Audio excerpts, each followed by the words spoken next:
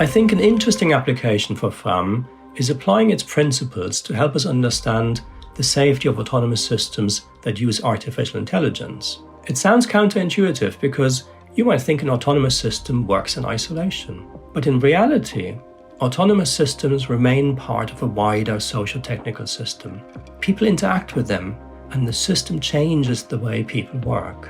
So, by using FRAM to understand how people make the system work now, we can use this intelligence to design better AI and better autonomous systems. For example, we know that in intensive care, nurses have a very close relationship with their patients and can often anticipate that a patient is going to get worse before they actually do, and they can fetch the doctor or give drugs early. But what happens when machines do these tasks? We need to ensure that we design in this ability to anticipate and respond to changes and risks. And maybe we can't design AI capable of replicating this gut feeling. But then we need to ensure that nurses are still in the loop, that the autonomous system doesn't get in the way. This is what FRAM allows us to understand.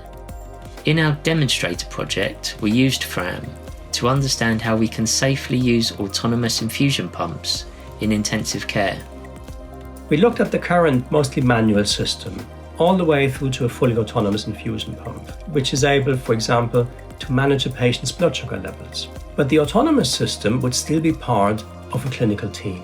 Using FRAM helped us to map out the human behaviors and adaptations made when using a traditional infusion pump, and how that would change when we start using autonomous pumps. Once you start using FRAM to understand everyday clinical work and how people anticipate and adapt, you realise how much additional information can be included in the design of autonomous systems. When clinicians prescribe and administer drugs, they don't just do it according to a fixed schedule or algorithm, as you might if you were programming a machine. They talk to the patient, ask questions about habits, preferences, background, whatever it might be. They use their clinical judgment, experience and expertise.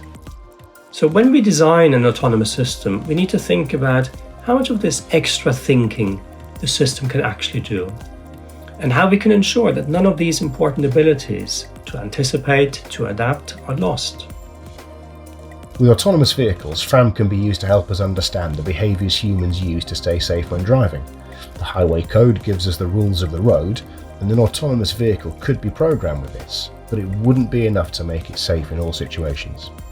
I mean, if you're driving on a single-lane country road and the car behind you suddenly gets closer to you, no one tells you that it's going to overtake, but you instinctively know, and you adapt by maintaining your speed and then slowing down to allow the other car to overtake safely.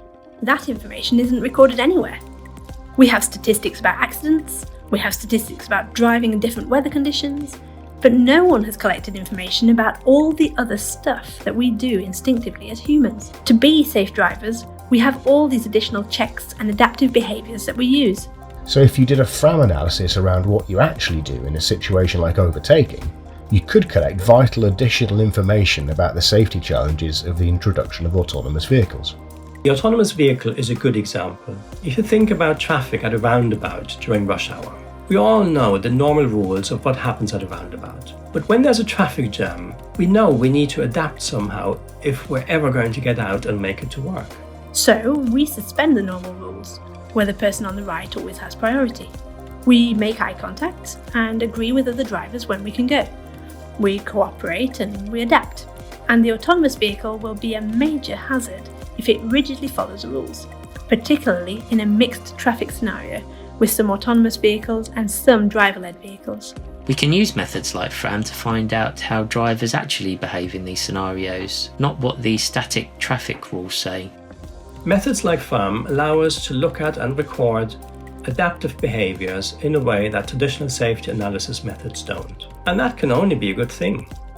From this improved understanding of everyday work, we can better design, develop and regulate for the safe introduction and adoption of autonomous systems. We can use FRAM to help us create a safer future.